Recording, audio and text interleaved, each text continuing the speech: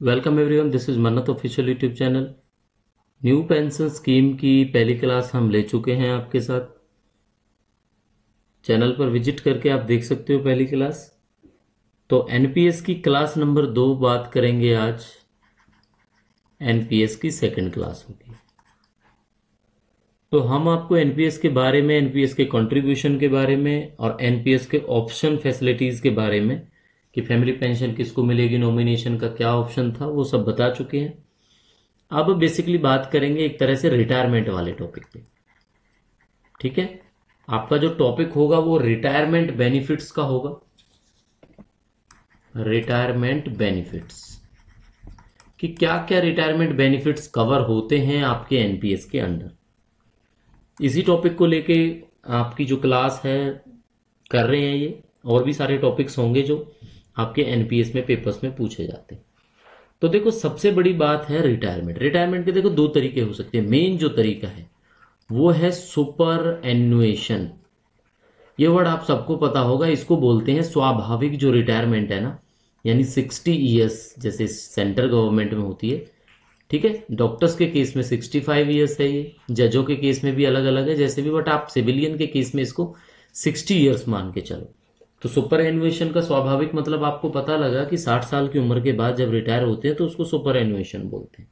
तो अगर retirement on super एन्युएशन है, ठीक है, ये क्वेश्चन है, आप नोट कर लेना इसको कि मैं यहाँ पे वर्ड लिख देता हूं, रिटायरमेंट ऑन सुपर एन्युएशन। ठीक है, तो ये आपसे अगर रूल पूछा जाता है तो ये एनपीएस के अंडर आपका रूल नंबर होता है। एनपीएस के अंडर, ठीक है, कौन सा रूल नंबर है? ये है आपका रूल नंबर 11। ठीक है, आपने याद रखना है। रूल नंबर 11 क्या बोलता है? रूल नंबर 11 बोलता है जब कोई गवर्नमेंट, सेंट्रल गवर्नमेंट एम्प्लॉय आपका रिटायर होता है, ठीक है, तो बेनिफिट्स जो मिलते हैं वो कौन से मिलेंगे? वो आपको पता है, पीएफआरडीए एक वर्ड हमने आपको बताया था जो बेनिफिट्स हैं। पीएफआरडीए ये एक अलग से अथॉरिटी है जो पेंशन के लिए बनाई गई है। फुल फॉर्म लास्ट क्लास में हमने आपको बताई थी। फुल फॉर्म है इसकी pension fund regulatory and development authority. ठीक है, इनके कुछ रेगुलेशंस हैं जो पेंशन को लेकर इन्होंने रेगुलेशंस बनाए इस अथॉरिटी ने। वो रेगुलेशंस फॉलो होते हैं 2015 वाले। ठीक है, 2015 में रेगुलेशंस बनाए, वो रेगुलेशंस फॉलो होते हैं कि किस हिसाब से पेंशन मिलेगी। तो अगर सुपर एन्युएशन की बात करते हैं तो सुपर एन्युएशन का मतलब रूल नंबर 11 हो जाता है आपका एनपीएस के अंदर। ठीक है, ये बात क्लियर होगी। अब नेक्स्ट क्वेश्चन जो आपका निकल के आता है, या नेक्स्ट जो पॉइंट निकल के आता है, वो ये निकल के आता है कि एक तो हो गया सुपर एन्युएशन। एक सोचो, आज आपकी एज 30 साल है और आपने 20 साल की जो सर्विस की, ठीक है, यहां पे लिख देते हैं हम सर्विस। ये है आपकी करंट एज जो गवर्नमेंट एम्प्लॉय है। ठीक है, ये अलग तरह से क्वेश्चन होगा। 20 साल है तो आपकी एज हो जाएगी 50 ईयर्स। तो क्या अब आप रिटायर हो सकते हो? तो आंसर होगा हाँ। ठीक है, यानी 20 ईयर की रेगुलर सर्विस बोलते हैं इसको। इसके बाद क्या हो सकता है, जैसे सुपर एन्युएशन में बेनिफिट्स मिलते हैं, ऐसे ही 20 साल की सर्विस के बाद आप रिटायर हो सकते हो। कंडीशन बस एक ही रहती है, ये आपने याद रखना है। अगर आपने 20 साल की सर्विस पूरे करके रिटायर होना है तो आपको नोटिस पीरियड सर्व करना पड़ेगा। यानी आपको नोटिस पीरियड देना पड़ेगा कितना, जो कम से कम, इस वर्ड को समझना, एग्जैक्टली मैं आपको समझाऊंगा, कम से कम 3 महीने। ठीक है, इस पॉइंट को याद रखो। तो कम से कम 3 महीने का मतलब है कि minimum not less than 3 months you have to produce notice before your appointing authority कि भाई मैं रिजाइन कर रहा हूं, मैं रिटायर कर रहा हूं अपने आप को। ठीक है, तो मेन बात यह है कि on completion of 20 years you may retire by giving notice of not less than 3 month. Minimum आपको 3 मंथ का नोटिस देना होगा। और ये जो नोटिस है ना, एक क्वेश्चन और निकलता है यहीं से कि किसको दोगे। ठीक है, अब हमारी क्लास में नोट्स बनाने से अच्छा है पहले आप समझे फिर आप अपने हिसाब से नोट्स बनाएं। तो ये नोटिस आप किसको दोगे? ये नोटिस दोगे आपको, अगर ऑप्शन में पूछा जाता है ना, तो ये होगा आपका अपॉइंटिंग अथॉरिटी। ठीक है, आप अपनी अपॉइंटिंग अथॉरिटी को ये नोटिस सर्व करो। क्लियर होगी ये बात आपकी? अब किसी के दिमाग में अगर ये चलता हो कि रेगुलर सर्विस क्या होती है, ठीक है, रेगुलर सर्विस, तो इस केस में बताएंगे, ठीक है। रेगुलर का मतलब हुआ जब आप, प्रोबेशन पीरियड भी काउंट होता है इसमें, ये क्वेश्चन भी पेपर में आता है। प्रोबेशन मिला के जो भी आपकी सर्विस है ना, वो सारी रेगुलर सर्विस मानी जाती है, ठीक है। सपोज करो 2020 में आपने ज्वाइन किया, 2 साल आपने प्रोबेशन सर्व किया, उसके बाद 2022 आ गया, फिर आज की डेट में 2024 हो गया, तो आपकी कंटिन्यूस सर्विस जो होगी ना बच्चों, वो आपकी 4 ईयर्स की मानी जाएगी। 4 ईयर्स कंटिन्यूस सर्विस, ये होता है कंटिन्यूस सर्विस का मतलब, यानी रेगुलर सर्विस, ठीक है।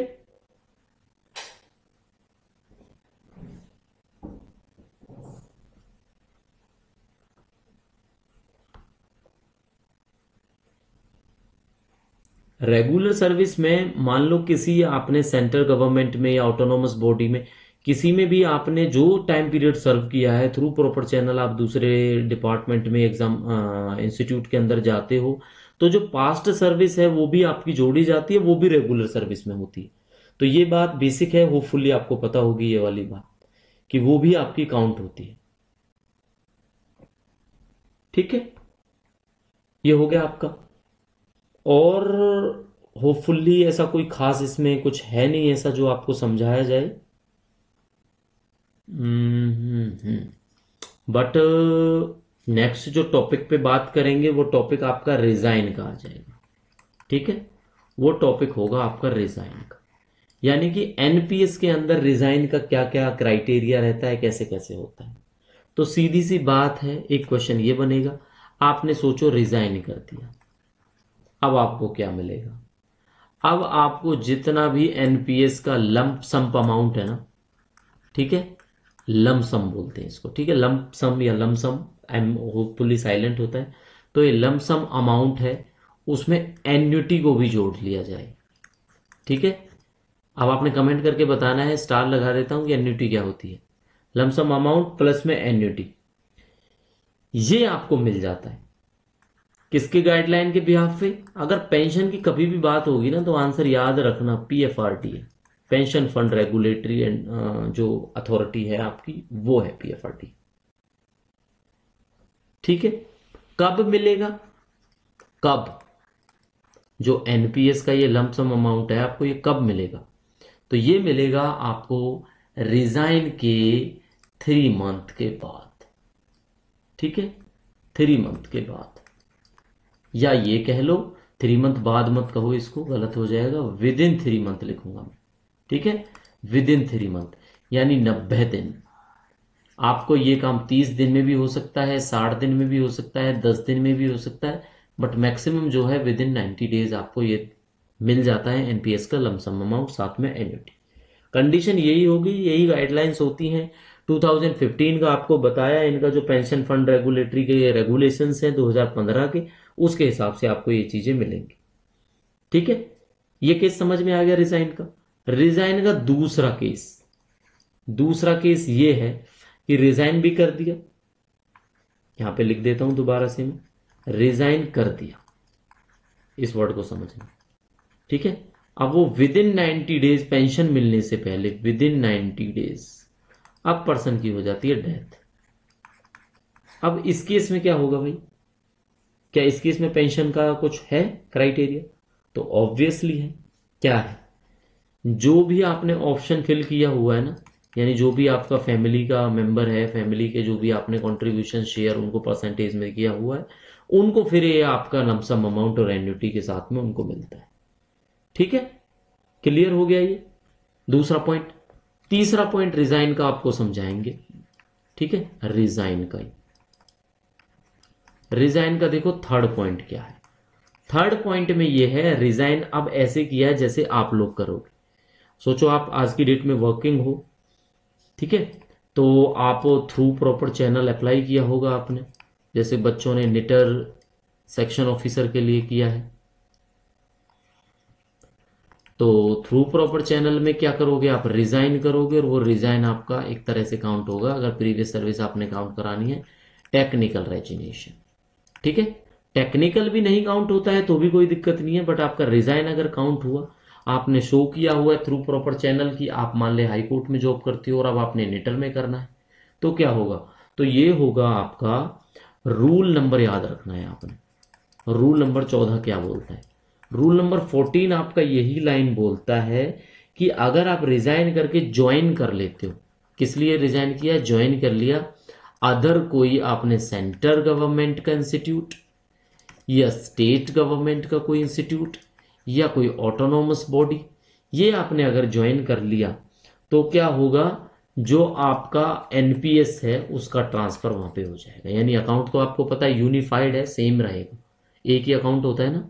तो ये जो एनपीएस का ये अकाउंट है, जो प्रान नंबर आपका है, ठीक है, ये भी बताया था ना फुल फॉर्म आपको क्या होती है, दोबारा से आप लोग कमेंट करोगे अभी। तो एनपीएस का जो क्या होगा, आपका ट्रांसफर हो जाएगा। तो ट्रांसफर ऑफ एनपीएस अगर सिंगल लाइन में मैं कहूं पूछा जाए तो रूल नंबर 14 के अंदर कवर होता है। रूल नंबर 14 में बताया गया है आपका transfer of NPS on resignation through proper channel, जब भी आप other department you have to join, तो रूल नंबर 14 में होता है आपका ट्रांसफर ऑफ एनपीएस। ठीक है, हो गया अब आपका ये। अब एक तो रिजाइन के केस में हो गया। अब एक बात करेंगे, अगर आपका ये चीज मैं बात करूं तो जैसे सर्विस को डिसमिस कर देते हैं, डिसमिस के केस में हो या रिमूवल के केस में हो, एम्प्लॉय को रिमूव कर दिया जाए, और या हो फिर कंपल्सरी रिटायरमेंट। ठीक है, कंपल्सरी रिटायरमेंट। तो ये हर एक टर्म को समझना जरूरी है, डिसमिस को भी पता है आपको, रिमूवल हटाने का भी पता है, ये कंपल्सरी रिटायरमेंट क्या है। तो एक कंपल्सरी रिटायरमेंट को अगर सिंगल वर्ड में हम कहें ना, तो ये एज अ पेनल्टी हो सकता है। ठीक है, कि पेनल्टी के जो तहत है आपको बोला गया कि भाई आओ आप रिटायर करो। और डिसमिस और रिमूवल ये दूसरे केसेस होते हैं। ठीक है, या फिर तीनों को अगर समझो ना, ये एक तरह से वही केस है कि एज एन पेनल्टी आपको डिसमिस किया, रिमूव किया। ये तो डिसमिसल, रिमूवल या कंपल्सरी रिटायरमेंट है, ये आपका रूल नंबर 18 में है, याद रखना। ठीक है, अब ये रूल थोड़ा से मुश्किल रहेंगे आपके लिए याद करना, बट इतने टफ नहीं है। बेसिकली आप साथ के साथ क्लास में पढ़ते रहोगे तो आप इन रूल्स के बारे में याद रख पाओगे, समझ पाओगे। ठीक है, हो गया आपका ये वाला केस, समझ में आया आपके कि अगर कंपलसरी रिटायरमेंट हो या डिसमिसल हो तो क्या होगा, लंप सम अमाउंट। अब मिलेगा क्या, ये वाली बात आपको नहीं बताई। एक ये लंप सम अमाउंट हो गया आपका अमाउंट, और साथ के साथ में मिल जाता है आपको एन्युटी, जो हमने बताया आपको। ठीक है, लंप सम अमाउंट और annuity out of accumulated pension, जो आपकी है जितनी भी टोटल पेंशन है उसका लंप सम अमाउंट प्लस में एन्युटी सब्सक्राइबर्स के जो मतलब मिल जाती है, उनको पे की जाती है जब भी वो सुपर एन्युएट करते हैं। किस तरह से, सुपर एन्युएट नहीं कहेंगे, बिफोर सुपर एन्युएशन होगा ये। ठीक है, बिफोर सुपर एन्युएशन, क्योंकि आपको पता है डिसमिस भी वही होता है टाइम से पहले, रिमूवल भी टाइम से पहले होता है, कंपलसरी रिटायरमेंट भी टाइम से पहले होता है। तो ये बात क्लियर हुई, ये आपको समझ में आ गया। अभी तक की क्लास होपफुली आज की डेट में, अभी ऐसा मुझे लगता कोई एग्जाम है, एक तो नेटर एसओ के लिए बच्चे पढ़ रहे हैं हमारे पास, और एक आईआईटी रोपड़ के लिए। आईआईटी रोपड़ में कौन सी पोस्ट के लिए, जूनियर सुपरिटेंडेंट पोस्ट के लिए, जिसका एग्जाम बहुत जल्दी आपको देखने को मिलेगा। तो क्लास अगर आपको अच्छी लग रही है तो क्लास को लाइक करें। नेक्स्ट टॉपिक पे बात करेंगे, वो होगा आपका अब इसी एनपीएस के अंदर, एनपीएस की बात करेंगे, बट इसी एनपीएस के अंदर अगर कोई जुडिशियल प्रोसीडिंग्स हों किसी एम्प्लॉय के खिलाफ, आज की डेट में रन करती हैं जुडिशियल, ये आपको पता है एक तरह से न्यायिक कार्यवाही कहो या न्यायिक कुछ प्रोसीडिंग्स का मतलब समझ नहीं आ रहा, कार्यवाही कह देते हैं, है ना, कोई केस ऐसा चल रहा हो, तो इस केस में क्या होगा, जुडिशियल जो प्रोसीडिंग्स है क्या फर्क पड़ता है इसमें। तो देखो, ये अगर एम्प्लॉय सर्विस में है, यहां पे लिख देते हैं हम एम्प्लॉय इन सर्विस,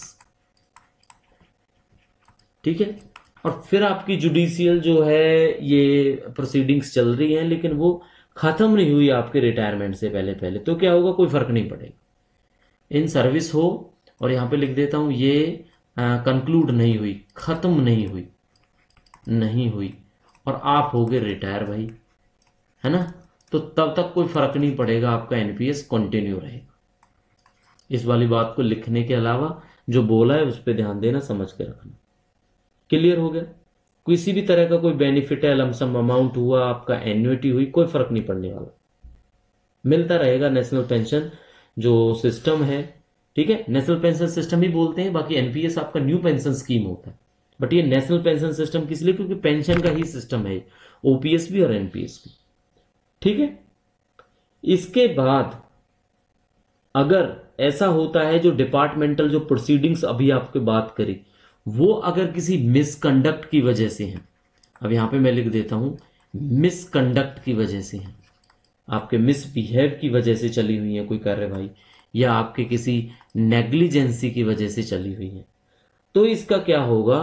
अब ये डिपार्टमेंट पे, इंस्टीट्यूट पे डिपेंड करता है कि वो आपकी ग्रेच्युटी को होल्ड कर सकते हैं, ठीक है।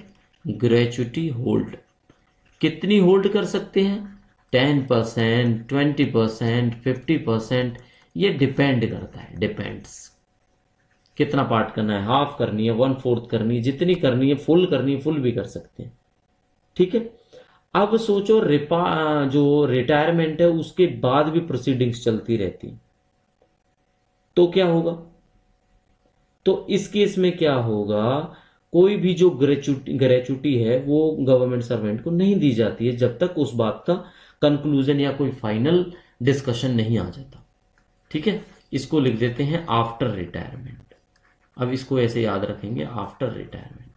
अगर अभी भी प्रोसीडिंग्स जो हैं वो चल रही है, प्रोसीडिंग्स वर्किंग है, तो क्या होगा, ग्रेच्युटी आपको नहीं मिलेगी, ये भाई मेंशन्ड है इसमें, ठीक है। ये बात आपकी क्लियर हो जाती है।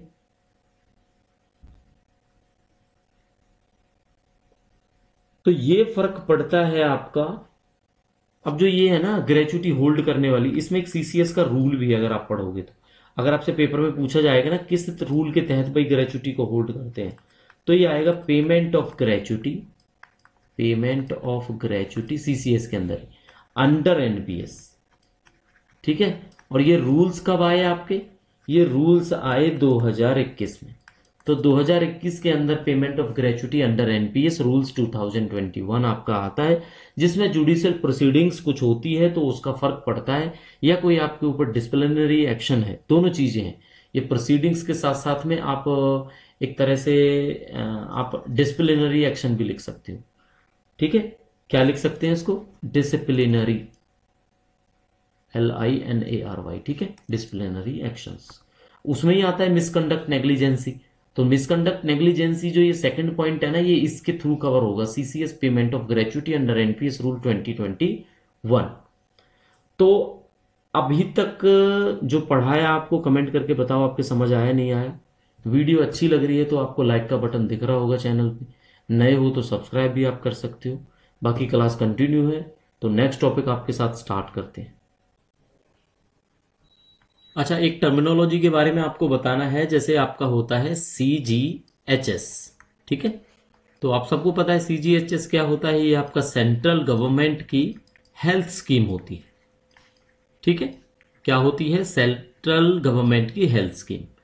तो इसका भी एक नाता है एनपीएस से। आपका एनपीएस से क्या नाता है कि एनपीएस वाले जो एम्प्लॉय हैं, ठीक है, यानी कि आफ्टर रिटायरमेंट जो भी एम्प्लॉय एनपीएस के अंडर कवर होगा, तो आफ्टर रिटायरमेंट उनको सीजीएचएस की फैसिलिटी मिलेगी, ठीक है। अब ये तो कंफर्म है मिलेगी, बट उसके लिए मिनिमम क्वालिफाइंग सर्विस कितनी चाहिए, कितने साल की जॉब होनी चाहिए भाई, अगर उनको सीजीएचएस की जो हेल्थ स्कीम है ये फैसिलिटी अवेल करनी है तो, ठीक है। तो उसके लिए मिनिमम क्वालिफाइंग सर्विस की बात की जाती है यहाँ पे, अगर ये फैसिलिटी लेनी है तो बच्चों ये होती है 10 साल आपकी, ठीक है। कितनी होती है आपकी, 10 साल मिनिमम सर्विस होनी चाहिए आपकी, अगर आपने एनपीएस के थ्रू आफ्टर रिटायरमेंट सीजीएचएस की फैसिलिटी को अवेल करना है। ये क्वेश्चन आउट ऑफ कंटेक्स्ट इसलिए नहीं कहूंगा, वैसे तो जब हेल्थ स्कीम आपको सीजीएचएस पढ़ाएंगे कहीं पे सिलेबस में होगा तो ये जिक्र जरूर होगा, लेकिन एनपीएस के पॉइंट की वजह से हमने आपको ये पॉइंट बनाता है, तो ये भी आपका एक क्वेश्चन बन जाता है जिसका आंसर आपका 10 ईयर हो जाता है। क्लियर हो गया ये पॉइंट आपको? चलो अब हम बात करते हैं एक तरह से कि जो आपका एनपीएस सब्सक्राइबर है, ठीक है, एनपीएस सब्सक्राइबर्स डेथ केस के बारे में बात करेंगे। अगर एनपीएस सब्सक्राइबर की डेथ हो जाती है तो क्या कंडीशंस हैं, क्या बेनिफिट्स हैं, क्या होगा, कितना अमाउंट एम्प्लॉय को मिलेगा या सारा अमाउंट मिलेगा नहीं मिलेगा एम्प्लॉय की फैमिली को या नॉमिनी को, तो ये आपको पढ़ना है इसमें से, ठीक है।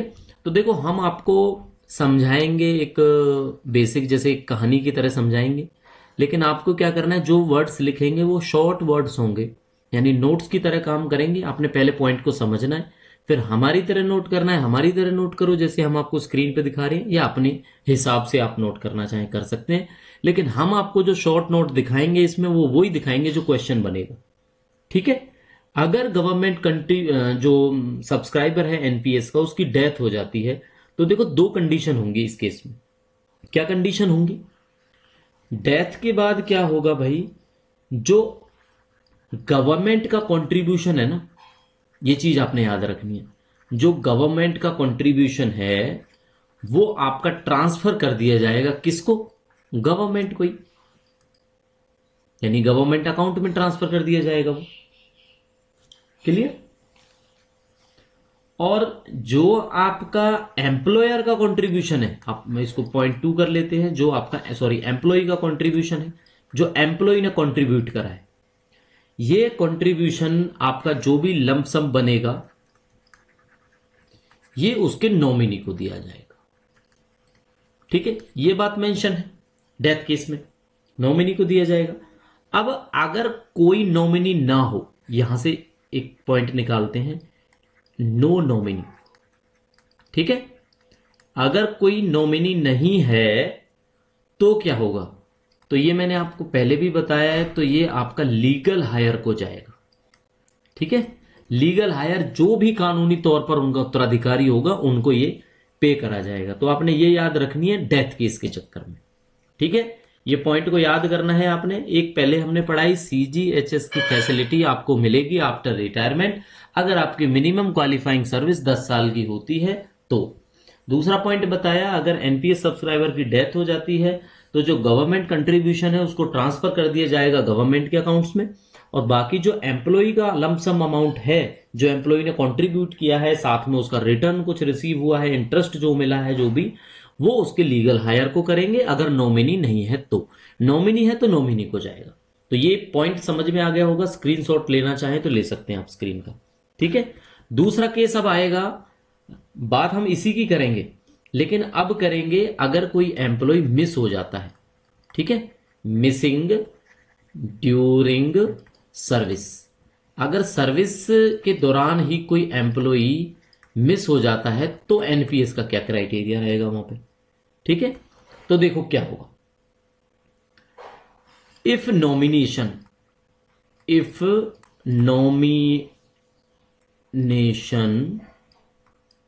अगर नॉमिनेशन है तो किसको जाएगा? फैमिली को जाएगा। दूसरा केस क्या है? सॉरी केस नहीं है, बेनिफिट्स हैं। मिसिंग तो हो ही गया, तो मिसिंग का पहला जो बेनिफिट है वो ये है कि नॉमिनी है, जिसको भी नॉमिनी है, नॉमिनेशन है, उसको फैमिली को चला जाएगा। बाकी जो भी मिसिंग है उसकी जो फैमिली है उनको फैमिली पेंशन दी जाएगी, ठीक है। यहां पे लिख देता हूं मैं फैमिली, यानी जो मिसिंग की फैमिली है उसको फैमिली पेंशन दी जाएगी। और इस मिसिंग के टाइम पे जो उनका प्राण नंबर है, अब ये प्राण नंबर ना पहली क्लास में आपको समझाया था, जो हमारी पहली क्लास हुई थी एनपीएस की। फुल फॉर्म अगर नहीं पता है तो आप पहली क्लास जाके देखो, पता है तो कमेंट सेक्शन में लिख के बताओ। तो प्राण को सस्पेंड कर दिया जाएगा तब तक के लिए जब तक के लिए उनका पता नहीं लगता, ठीक है। अगर वो अब सस्पेंड कर दिया, अब अगर यहां पे हिंदी में लिखता हूं मैं, अगर वो एम्प्लॉय मिल गया, पहले तो मिस हो गया था, अगर वो एम्प्लॉय मिल जाए तो क्या होगा? तो सिंपल सी बात है, रीएक्टिवेट कर देंगे उसको, ठीक है। तो आपका एनपीएस जो है वो रीएक्टिवेट हो जाएगा, पिन जो आपका प्राण नंबर है वो दोबारा से काम करेगा। सिंपल सी बात है, जो भी कंट्रीब्यूशन करना है मिसिंग के बाद में वो सस्पेंड कर दिया जाएगा, सब कुछ, कोई पैसा नहीं डाला जाएगा उसमें। सिंपल। अब मिसिंग के बाद एक और केस है कि अगर डेथ हो जाए, उस दौरान डेड मिले, पता लगे, है ना, या फिर 7 साल तक मिसिंग रहे, मिनिमम है भाई, नॉट लेस देन 7 ईयर्स, या 7 साल तक मिसिंग रहे एम्प्लॉय, या तो डेड का पता लग जाए, वो चाहे 1 साल के बाद ही पता लग जाए, 6 महीने में पता लग जाए कि भाई मिस तो था लेकिन अब डेड मिला ऐसे, या फिर 7 साल तक मिसिंग रहे, तो इस केस में क्या होगा? इस केस में फिर वही होगा जो आपका गवर्नमेंट का शेयर है, यानी गवर्नमेंट कंट्रीब्यूशन है प्लस में जो भी उसको रिटर्न मिला गवर्नमेंट का उस पैसे पे, ठीक है, वो सारा का सारा चला जाएगा गवर्नमेंट अकाउंट की तरफ। और जो दूसरी चीज होगी इसकी, बाकी बाकी कौन सा, यानी जो एम्प्लॉय का खुद का शेयर है, तो एम्प्लॉय शेयर है जो, वो किसको चला जाएगा? ऑब्वियसली नॉमिनी को। अब एक क्वेश्चन फिर पूछूंगा मैं आपसे, अगर नॉमिनी नहीं है तो किसको जाएगा? लीगल हायर को। ये बात आपने समझनी है। तो इस बात को दोबारा से समझाता हूं, मिसिंग होता है कोई सर्विस के दौरान, तो एनपीएस की क्या कंडीशन है? क्या कंडीशन है एनपीएस की? कि भाई नॉमिनेशन है तो फैमिली को चला जाएगा पैसा, मिसिंग है तो फैमिली को फैमिली पेंशन भी देंगे, प्राण को सस्पेंड कर दिया जाएगा, और अगर एम्प्लॉय मिल जाता है तो उसको रीएक्टिवेट कर दिया जाएगा, प्राण नंबर को नहीं मिलता है तो डीएक्टिवेट ही रहेगा वो। और अगर 7 साल तक मिसिंग रहे एम्प्लॉय, या फिर डेड मिले 7 साल या 7 साल से पहले मिल जाता है, तो जो है गवर्नमेंट का शेयर है या उस पर जो भी रिटर्न हमें मिला है वो गवर्नमेंट अकाउंट में ट्रांसफर कर देंगे, और बाकी जो भी एम्प्लॉय का शेयर है वो उसके नॉमिनी को मिल जाएगा, चाहे वो फैमिली मेंबर हो। अगर फैमिली मेंबर का कोई नॉमिनेशन नहीं है तो उसके लीगल हायर को चला जाएगा। ठीक है, सिंपल है ये बात आपको समझ में आ गई होगी। स्क्रीन का चाहो तो आप स्क्रीनशॉट ले सकते हो। तो अभी तक क्लास आपकी कंटिन्यू चल रही है एनपीएस की, और इस क्लास में हम एक ही बात बताएंगे आपको, एनपीएस के जितने भी क्वेश्चंस पूछे जाते हैं पेपर्स में, अगर आप अच्छे से ये क्लास देखोगे तो कोई क्वेश्चन बचेगा नहीं। जो क्वेश्चन आपको बचेगा वो हम आपसे मॉक में जरूर पूछेंगे। उसके लिए क्या करना है, टेलीग्राम चैनल पर जाना है और हमारी जो है प्लस मेंबरशिप है उसको ज्वाइन करना है, तो क्वेश्चंस आपको ड्यू कोर्स मिलने वाले हैं। ठीक है, अभी एग्जाम की डेट भी नहीं आई है, उससे पहले भी स्टार्ट कर दिए हैं हमने मॉक क्वेश्चंस वहां पे। चलो नेक्स्ट आपका टॉपिक होगा, उसमें हम बात करेंगे आपके कि भाई अगर आप पैसे आपने विड्रॉ करने हो एनपीएस से, ठीक है, विड्रॉल ऑफ अमाउंट किससे? एनपीएस अकाउंट से। तो क्या क्या कंडीशंस हैं, जो क्या क्या क्राइटेरिया हैं जो आपको फुलफिल करने पड़ेंगे। ठीक है, अब ये विड्रॉल फुली तो कभी नहीं होगी, ये पार्शियल होगी, तो पार्शियली विड्रॉल इसको बोलेंगे हम। तो देखो क्या क्या पॉइंट्स रहने वाले हैं इस चीज में। इसमें ये है कि भाई आपको जो है minimum 3 years of NPS system के अंदर आपने निकालने, मतलब 3 साल तक आपका एनपीएस चला हो, ये कंडीशन होगी पहली कंडीशन। दूसरी कंडीशन ये होगी 25% तक मैक्सिमम आप विड्रॉ कर सकते हो। तो मैक्सिमम विड्रॉल कितनी होगी? 25%, लेकिन टोटल का नहीं, आपके शेयर का। यहां पे मैं लिख देता हूं आपके शेयर का। आपके किसके? गवर्नमेंट एम्प्लॉय के, यानी जो सरकार ने दिया है ना उसका शेयर नहीं, जो आपने जमा किया है उसका 25% मैक्सिमम विड्रॉल अमाउंट है। ये बात याद रखना आप। ठीक है, दो बातें पता लग गई कि भाई 3 साल का तो एनपीएस का होना चाहिए और 25% तक आपको मैक्सिमम मिल पाएगा। तीसरे पॉइंट की जरूरत नहीं है। अब कुछ कारण होंगे जिसमें विड्रॉल अलाउड है। ठीक है, विड्रॉल के लिए अगर आपने पैसे वापस निकालने हैं तो क्या क्या रीजंस हो सकते हैं। ठीक है, रीजन समझो इसको, मैंने हिंदी में कारण लिख दिया है। तो क्या क्या रीजंस हो सकते हैं? पहला रीजन आपका चिल्ड्रंस हैं, जो बच्चे हैं एम्प्लॉय के, उनकी हायर एजुकेशन हो सकती है। ठीक है, चिल्ड्रंस हायर एजुकेशन। दूसरा पॉइंट क्या हो सकता है? बच्चों की शादी हो सकती है, तो मैरिज होगा, अपनी नहीं चिल्ड्रन की। ये भी याद रखना, कभी सोचे कोई अपनी शादी में ही विड्रॉ कराऊंगा। ठीक है, मैरिज ऑफ चिल्ड्रन की बात है इसमें। तीसरा आता है अगर कोई आपने परचेज करना है या कंस्ट्रक्शन करनी है, जो आपके पास रेजिडेंशियल हाउस है, जो आपका घर है, आप बोलो मुझे घर की रेनोवेशन करानी है या उसको कंस्ट्रक्शन करानी है, जो भी आपका रेजिडेंशियल हाउस है या फ्लैट है आपके पास, उसके कंस्ट्रक्शन या परचेज के लिए आप जो है विड्रॉल कर सकते हो। याद यही रखना है कि 25% से ज्यादा विड्रॉल नहीं होगी भाई, मैक्सिमम जो विड्रॉल है आपकी वो 25% है। ठीक है। क्लास के बीचों बीच कोई सराउंडिंग में थोड़ी बहुत नॉइज अगर होती है तो उसको अवॉइड करना मुश्किल है, बिकॉज पहली क्लास भी हमने इस वजह से डिले करी थी, लेट करी, उसको पॉज किया वहीं पे, तो प्लीज थोड़ा सा इग्नोर करना। वैसे साउंड क्वालिटी में आपको कोई दिक्कत नहीं आएगी। ठीक है, 3 पॉइंट हो गए। चौथा पॉइंट, कोई इलनेस का हो सकता है, कौन कौन सी, वो स्पेसिफाइड है। ठीक है, पूरा पैटर्न है कि किन किन बीमारियों के लिए मिल सकता है। जब कोविड-19 आया तो कोविड-19 को भी उस स्पेसिफिक जो इलनेस में जोड़ा गया था, उसमें भी विड्रॉल अलाउड था आपके लिए। क्लियर हो गया ये बात? चलो, ये पूरी स्क्रीन का स्क्रीनशॉट ले लेना। नेक्स्ट में आपको एक बात और समझाएंगे। जो नेक्स्ट पॉइंट है, नेक्स्ट पॉइंट ये है कि भाई फोर्थ है वो शायद हमारा है ना, उसमें ये है कि मैक्सिमम जो टाइम है, मैक्सिमम टाइम्स, या कितनी बार, हिंदी में लिखता हूं मैं, कितनी बार आप एनपीएस से विड्रॉल कर सकते हो। तो भाई 3 बार कर सकते हो केवल। किसमें? अपनी सर्विस के दौरान, ड्यूरिंग एंटायर सर्विस, पूरी की पूरी सर्विस के दौरान 3 बार आप केवल विड्रॉल कर सकते हो। ये बात आपने जरूर याद रखनी है।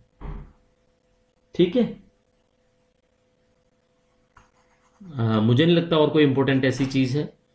तो जो भी आपका सब्सक्रिप्शन का टोटल टेन्योर है, मान लो 10 साल का टेन्योर होगा या 20 साल का होगा, 30 का होगा, तो उसमें केवल 3 बार आप विड्रॉ कर सकते हो। तो ये बात आपको समझ में आ गई होंगी।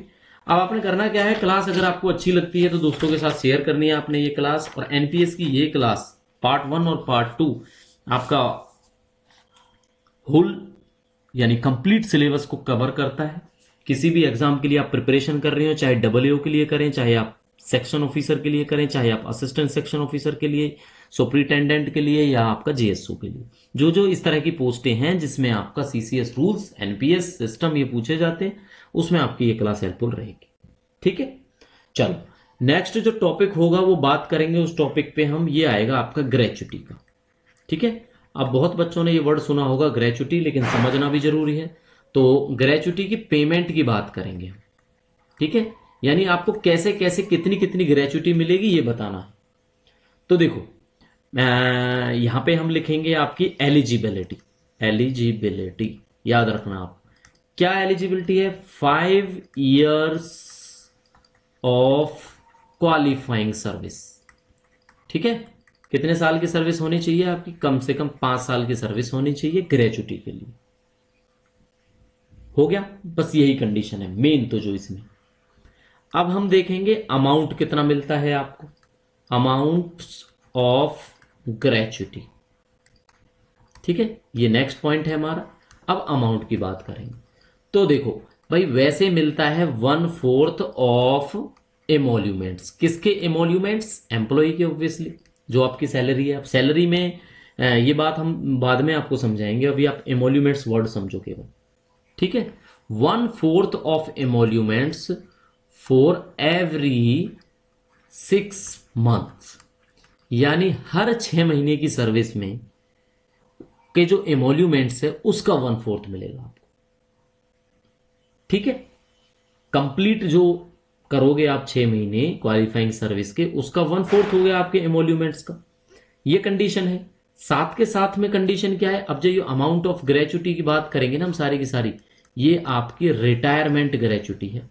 3-4 तरह की ग्रेच्युटी आपको बताई जाएगी। डेथ ग्रेच्युटी होगी, रिटायरमेंट ग्रेच्युटी होगी, आपकी ग्रेच्युटी ऑन कंपलसरी रिटायरमेंट होगी, रेजिडुअरी ग्रेच्युटी होगी। तो सब समझना जरूरी है। तो ये जो बात कर रहे हैं ना हम, रिटायरमेंट पे कर रहे हैं कि रिटायरमेंट पे ग्रेच्युटी कितनी मिलेगी। 1/4 मिलेगी एमोल्यूमेंट्स का for every 6 month continuous service. ठीक है, 6 month ऑफ क्वालिफाइंग सर्विस बोलते हैं इसको, इस पे मिलती है ये।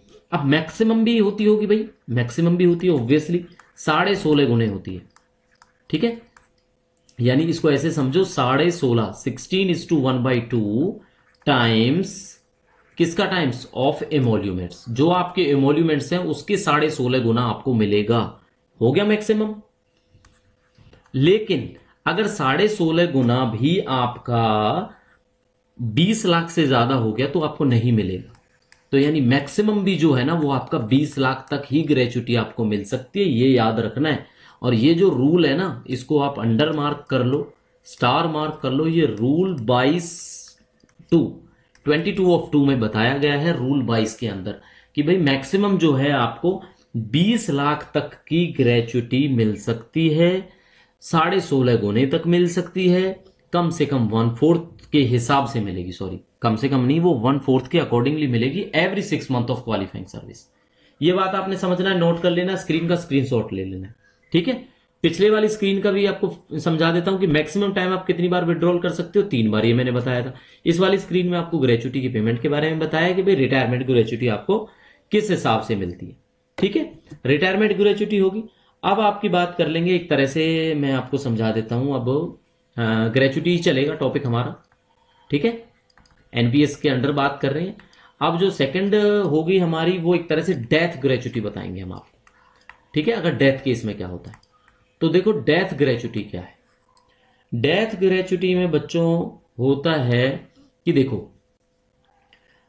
अगर जो आपकी सर्विस है, यहां पे लिख देता हूं मैं, सर्विस 1 ईयर से कम, ठीक है, तो कितना मिलेगा, 2 टाइम्स मिलेगा। अब इसके बाद मैं ये नहीं लिखूंगा किसका 2 टाइम्स, आपको पता होना चाहिए एमोल्यूमेंट्स का, ठीक है। दूसरे में सर्विस अगर 1 से लेके 5 साल तक है सर्विस, यानी 5 साल से कम और 1 साल से ज्यादा, तो आपको 6 टाइम्स ऑफ एमोल्यूमेंट्स ग्रेचुटी मिल जाती है। अब यही टेन्योर अगर 5 साल से ज्यादा हो जाए और लेकिन 11 साल से कम रहे, तो जो आपको ग्रेचुटी मिलेगी वो 12 गुने मिलेगी, यानी 12 टाइम्स ऑफ योर एमोल्यूमेंट्स। अब 11 साल से ज्यादा हो जाए लेकिन 20 साल से कम रहे, तो आपको कितनी मिलेगी, 20 गुने मिलेगी। किसका 20 गुने हो जाएगा बच्चों, ये हो जाएगा आपका एमोल्यूमेंट्स का। अब नेक्स्ट जो पॉइंट है वो आपको याद रखना है कि भाई 20 साल से ज्यादा पे क्या मिलेगा। 20 साल से ज्यादा जितनी मर्जी आपकी हो जाए, वो देखो 1/4 था ना वो 6 मंथ का, तो हम लिखेंगे हाफ ऑफ एमोल्यूमेंट्स का हाफ, ठीक है, for every 6 month qualifying service. हर 6 महीने का आधा गुना आपके एमोल्यूमेंट्स का हाफ, ठीक है। और इस कंडीशन में मैक्सिमम जो रहेगा आपका, वो रहेगा 33 गुना, यानी 33 टाइम्स ऑफ एमोल्यूमेंट्स, ठीक है। अब कंफ्यूज नहीं होना, दोबारा से समझाता हूं। देखो डेथ ग्रेचुटी जो मिलेगी वो आपको, अगर 1 साल से कम की सर्विस है ना आपकी, तो 2 गुने मिल जाएगी। 1 साल से ज्यादा की सर्विस है लेकिन 5 साल से कम है, तो 6 गुने मिल जाएगी। अगर आपकी सर्विस 5 साल से ज्यादा हो जाती है और 11 साल से कम रह जाती है, तो आपको कितनी मिलेगी, तो आपको 12 गुने मिलेगी, ठीक है। एक मिनट, ये पॉइंट का कलर मैं चेंज कर देता हूं तो आपको समझ में आएगा, इजी रहेगा आपको समझाने के लिए, ठीक है। ये देखो 1 से 5 साल रहता है तो 6 गुने मिल जाएगी, 1 साल से कम रहता है तो 2 गुने मिलती है एमोल्यूमेंट्स का। 5 से 11 साल होते हैं तो आपको 12 गुने मिलती है। 11 साल से ज्यादा हो जाएंगे बच्चों लेकिन 20 साल से कम, तो 20 गुना एमोल्यूमेंट्स। हमेशा दिमाग में यही रखना है कि भाई 20 लाख से ज्यादा नहीं मिल सकती ग्रेचुटी टोटल, ये जरूर दिमाग में याद रखना। 20 साल से ज्यादा सर्विस हो जाएगी तो कितना होगा, हाफ ऑफ एमोल्यूमेंट्स, आपके एमोल्यूमेंट्स का आधा हर 6 महीने की सर्विस के हिसाब से। मतलब हर 6 महीने में जो हाफ है एमोल्यूमेंट्स का, उतना बनता चला जाएगा आपका। और मैक्सिमम जो जाएगा ये 33 गुने से ज्यादा नहीं जाएगा। इसके बाद भी जो हमने आपको मैक्सिमम बताया था, वो कितना बताया था, मैक्सिमम 20 लाख आपको ग्रेचुटी मिल सकती है, ठीक है। ये आपने याद रखना। क्लियर हो जाती है ये बात। मैक्सिमम जो ग्रेचुटी है, रिटायरमेंट ग्रेचुटी, ठीक है, ये जो हमने बताई थी आपको, रिटायरमेंट की जो मैक्सिमम ग्रेचुटी 20 लाख है। और रूल नंबर 22 तो आपका बोलता है इस बात को, ठीक है। डेथ ग्रेचुटी का अलग केस है, वो हमने आपको समझा दिया। ये सारे जो पॉइंट है 1 2 3 4 5 स्क्रीनशॉट ले लेना। अगले पॉइंट की तरफ बढ़ते हैं तो आपको समझाएंगे जरूर इसके बारे में कि आप लोगों ने करना कैसे कैसे है, ठीक है। होपफुली आपको क्लास अच्छे से समझ में आ रही होगी। अब नेक्स्ट जो है हमारी, वो रेजिडुअरी ग्रेचुटी की बात करेंगे। कौन सी ग्रेचुटी है बच्चों, ये रेजिडुअरी ग्रेचुटी। इस केस में क्या होता है, इस केस में क्या होगा, ये अगर कब मिलती है, जब डेथ हो जाए 5 साल आफ्टर रिटायरमेंट। रिटायरमेंट के 5 साल के बाद तक अगर डेथ हो जाती है, विद इन लिखूंगा मैं यहां पे, ठीक है, death with in 5 years after retirement, तो आपको रेजिडुअरी ग्रेचुटी दी जाएगी। कितनी दी जाएगी, सवाल ये आता है कितनी दी जाएगी। ठीक है, अब देखो बच्चों एक पॉइंट जरूर है जो आपको समझ में नहीं आ रहा होगा, वो पॉइंट मैं जैसे ही ये ग्रेचुटी खत्म करूंगा आपको समझाऊंगा और आपको लगेगा लिटरली जिन बच्चों को नहीं पता वो आपको समझ में आ जाएगा। तो देखो कितनी मिलेगी, ये मिलेगी आपको, इसके बारे में पढ़ना है, जो भी आपकी एन्युटी बनती है और साथ के साथ में जो रिटायरमेंट की ग्रेचुटी बनती है। अब आपको पता है रिटायरमेंट की ग्रेचुटी मैंने अभी थोड़ी देर पहले आपको समझाई है, मैक्सिमम 20 लाख हो सकती है। ठीक है, ये इस किससे ज्यादा नहीं हो सकती है, दोनों चीजें ये 12 गुने से ज्यादा नहीं होनी चाहिए एमोल्यूमेंट्स के। समझ में आया, मतलब जो एन्युटी और आपकी रिटायरमेंट ग्रेचुटी है वो 12 गुने एमोल्यूमेंट से कम नहीं रहनी चाहिए इस केस में। ठीक है, ये वाली जो लाइन है आपकी, ये रूल नंबर 22 ऑफ 4, ये 4 याद रखना आप, इसमें मेंशन्ड है। यानी 5 साल की सर्विस के बाद में अगर हो जाता है तो एन्युटी और जो रिटायरमेंट की ग्रेचुटी मिली वो 12 गुना जो आपका एमोल्यूमेंट है उससे कम नहीं रहनी चाहिए। अगर कम रहती है तो वो आपको पे की जाएगी, कम वो रहेगी। इस केस में कम रहेगी तो जो ग्रेचुटी मिलेगी ना वो आपको रेजिड्यूरी ग्रेचुटी मिलेगी, फिर आपको वो भी दी जाएगी। ठीक है, अब एक टॉपिक और रह गया, एक टॉपिक रह गया आपका कंपलसरी रिटायरमेंट। ये वर्ड मैंने पहले भी समझाया था आपको, कंपलसरी रिटायरमेंट क्या है। ठीक है, इस केस में भी हम बात करेंगे कंपलसरी रिटायरमेंट की ग्रेचुटी की। इस ग्रेचुटी में क्या होता है, देखो ये रिटायरमेंट वही होती है जब आपको पेनल्टी के बेसिस पे रिटायर करा जाता है। ठीक है, बट ये भी कम नहीं होनी चाहिए, मैं यहां पे लिखूंगा कम नहीं होनी चाहिए। ये कितनी होती है, ये कम होती है वैसे रिटायरमेंट की ग्रेचुटी, पर जो टोटल ग्रेचुटी है ना आपका, उसके 2/3 से बच्चों ये भी कम नहीं होनी चाहिए। मतलब आपको अगर कंपलसरी रिटायरमेंट की ग्रेचुटी मिलेगी ना तो जो आपकी बनेगी ना उसका 2/3 तो आपको मिलेगा ही मिलेगा। ठीक है, उससे कम नहीं मिलेगी। और ये जो कंपलसरी रिटायरमेंट की ग्रेचुटी में ये रूल मेंशन है ना कि 2/3 मिलेगी, ये रूल नंबर आपका 29 है। तो कुछ रूल हैं, सारे नहीं पढ़ सकते हम, जो पढ़ सकते हैं वो आपने याद रखने जरूरी है। अब बात करूंगा आपके उस टॉपिक की, चलो इसको रिवाइज करा देता हूँ। रेजिड्यूरी ग्रेचुटी बच्चों आपको डेथ के 5 साल के अंदर अंदर मिल जाती है अगर after 5 year of retirement with in 5 year death हो जाती है। कितनी होगी, जो भी एन्युटी और रिटायरमेंट की ग्रेचुटी मिली होगी उससे अगर 12 गुना एमोल्यूमेंट्स कम है तो आपको जो रेजिड्यूरी ग्रेचुटी दी जाती है रूल 22 ऑफ 4 के हिसाब से। कंपल्सरी रिटायरमेंट अभी आपको बताया है। अब एक टॉपिक पढ़ेंगे आपको जो है कि सबसे जो आपको अभी तक कंफ्यूज कर रहा होगा, हम बार बार उस वर्ड को यूज कर रहे हैं, एमोल्यूमेंट्स। सर ये एमोल्यूमेंट्स क्या होता है। ठीक है, तो भाई इसको ये पगार कहें, तनख्वाह कहें, किस हिसाब से कहें, क्या है ये, चलो इसको समझा देते हैं। सिंपल, आपको समझ आ जाएगा बच्चों। बेसिक पे साथ के साथ में डियरनेस अलाउंस को जोड़ा जाएगा और कोई आपको ये वाला एनपीए जो अलाउंस है अगर मिलता है तो ये भी जोड़ दिया जाएगा। इससे ज्यादा आपका एमोल्यूमेंट नहीं होता। एचआरए को मत जोड़ना इसमें एमोल्यूमेंट में, ठीक है। और कोई और अलाउंस आपको दिया जाता है, ड्रेस अलाउंस या वट जो भी, वो सब कट होगा इसमें से, ठीक है। कोई न्यूज़पेपर अलाउंस दिया जाता है वो भी नहीं होगा। मतलब केवल बेसिक पे होगी, डीए होगा और एनपीए होगा अगर एनपीए आपको मिलता है तो, ठीक है। समझ में आया एमोल्यूमेंट्स का मतलब क्या है। यानी कि जब आपको जैसे रिटायरमेंट होगी तो एमोल्यूमेंट्स में आपकी बेसिक पे देखी जाएगी। अगर बेसिक पे मान लो आपकी किसी की 40,100 इस तरह से है तो इसको बेसिक पे को जोड़ेंगे, साथ में डीए को जोड़ेंगे और एनपीए को जोड़ेंगे, फिर आपके एमोल्यूमेंट्स हम कैलकुलेट करेंगे। फिर उसका 22 गुना, 20 गुना जो भी है, 16 गुना डेथ ग्रेचुटी के केस में जो भी होगा वो हम निकालेंगे। तो इमोल्यूमेंट्स का होपफुली आपको समझ में आ गया होगा। तो देखो ये हमारी क्लास है आपकी एनपीएस की। तो बच्चों अभी आपने जो क्लास देखी वो हमारी एनपीएस की क्लास थी। और एनपीएस का अगर पार्ट 1 आपने नहीं देखा है, पार्ट 1 पहले से अवेलेबल है। एनपीएस का पार्ट 2 में हमने टोटल एनपीएस कवर कर दिया। अब जो भी हम एनपीएस का कराएंगे आपको केवल क्वेश्चंस कराएंगे, और उन क्वेश्चंस के अंदर जो भी हमने आपको पॉइंट्स बताए हैं, इंपॉर्टेंट टर्मिनोलॉजी समझाई है, जो भी आपको बेसिकली नोट्स की फॉर्म में हमने बताया वो पेपर में आपको डायरेक्टली देखने को मिलेगा। तो एनपीएस की क्लास से रिलेटेड आपके सारे डाउट क्लियर हो जाने चाहिए। फिर भी कोई डाउट रहता है, मन्नत ऑफिशियल 14 अवेलेबल है आपके लिए, इस पर आप हमें मेल कर सकते हैं, कमेंट सेक्शन में कमेंट कर सकते हैं। इंग्लिश जी के सीसीएस रूल्स के लिए आप पढ़ सकते हैं, ठीक है। बाकी सारी इन्फॉर्मेशन हमारे टेलीग्राम चैनल और यूट्यूब चैनल पर अवेलेबल है। तो दोस्तों इसी तरह से क्लास पे बने रहो, अपनी प्रिपरेशन करते रहो।